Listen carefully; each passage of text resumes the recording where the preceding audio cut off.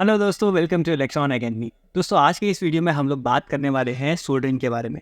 हम लोग ये समझने की कोशिश करेंगे कि सोल्डरिंग क्या होता है और सोल्डरिंग करते वक्त किन बातों का हमें ध्यान रखना है।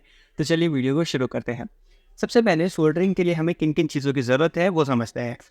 तो सोल्डरिंग करने के लिए सबसे पहले आपको चाहिए एक सोल्डरिंग आयरन। तो यहाँ पे मेरे पास एक 60 वाट का सोल्डरिंग आयरन है जो कि AC सप्लाई से चलता है। उसके बाद आपको चाहिए सोल्डरिंग वायर। तो ये मेरे पास सोल्डरिंग वायर है। और थर्ड आपको चाहिए सोल्डरिंग फ्लक्स, जिसको पेस्ट भी कहा जाता है। तो ये तीन चीज़ें हमें चाहिए सोल्डरिंग करने के लिए। एडिशनल एक्सेसरी के रूप में आप एक फ़ाइल भी अपने साथ रख सकते हैं। फ़ाइल का इस्तेमाल किस लिए होता है मैं आपको आगे बताऊंगा। चलिए अब समझते हैं कि सोल्डरिंग करते कैसे हैं। तो सबसे पहले आपको करना क्या है, सबसे पहले आपको इस आयरन को लगा देना है बिजली में। देखिएगा कि ये जो आयरन होता है इसके इस हिस्से को कभी टच नहीं करना है, क्योंकि ये काफ़ी गर्म होगा। और सोल्डरिंग आयरन के इस पार्ट को कहा जाता है इसका टिप।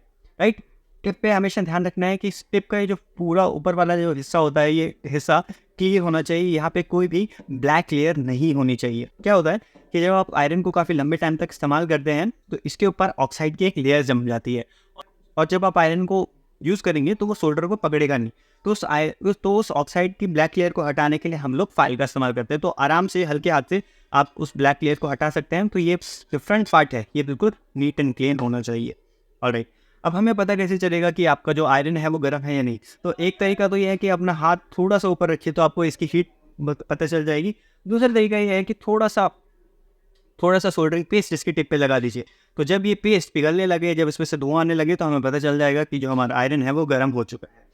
ऑलराइट, अब आप समझते हैं कि वायर को सोल्डर करना कैसे है। तो मेरे पास ये दो वायर के टुकड़े हैं, इनको सोल्डर करना है हमें। तो कैसे करेंगे, सबसे पहले इसका इंसुलेशन हटा दीजिए। तो दोनों वायर्स का इंसुलेशन मैं हटा देता हूँ कटर की मदद से।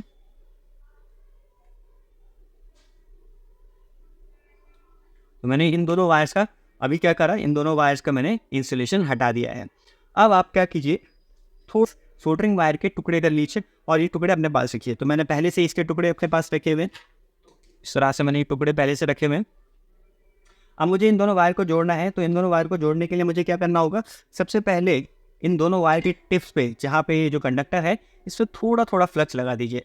फ्लक्स लगाने से क्या होता है, जब ये ऊपर वायर का ऊपर वाला पार्ट है, जब ये एयर के साथ रिएक्ट करता है तो कई बार इसके ऊपर ऑक्साइड की लेयर जम जाती है और वो फिर इन वायर को सोल्डर नहीं होने देगी। तो इस ऑक्सीडेशन से बचाने के लिए हम लोग क्या करते हैं, ये पेस्ट का इस्तेमाल करते हैं। और पेस्ट लगाने से जो हमारा सोल्डरिंग का प्रोसेस है वो फास्ट हो जाता है। ठीक है, अब आपको क्या करना है, जस्ट इन दोनों वायर्स को प्लेस करना है। थोड़ा सा सोल्डर इसके ऊपर लेना है। देखो यहाँ पे सोल्डर इसके, तो देखिए अब इस आयरन के टिप पे पूरा सोल्डर आ चुका है, और जहाँ पे हमें सोल्डर करना है वहाँ पे इसको अप्लाई कर देना है। थोड़ा सा आप फूंक मार सकते हैं, जहाँ पे भी जॉइंट होते हैं हल्का सा फूंक मार देंगे तो जो आपका ये जो जॉइंट है वो जल्दी सूख जाएगा। एक बार जब ये जॉइंट पूरा सूख जाए तो क्या करना है, इसको थोड़ा सा खींच के चेक कर लेना है कि आपका जो जॉइंट है वो परमानेंट हुआ है या नहीं। तो अब आप देखिए कि ये दोनों वायर परफेक्टली जॉइंट हो चुकी हैं। अब आप इसको कितना भी खींच लीजिए ये टूटेंगी नहीं। तो सोल्डरिंग का ये जो प्रोसेस है, दो वायर्स को परमानेंटली जॉइन करने के लिए हम इस्तेमाल करते हैं, और इससे हमारा जो कनेक्शन है वो काफ़ी मजबूत बन पाते हैं। आशा करता हूँ आपको इस वीडियो में सोल्डरिंग के प्रोसेस के बारे में पता चला होगा। मिलते हैं नेक्स्ट वीडियो में।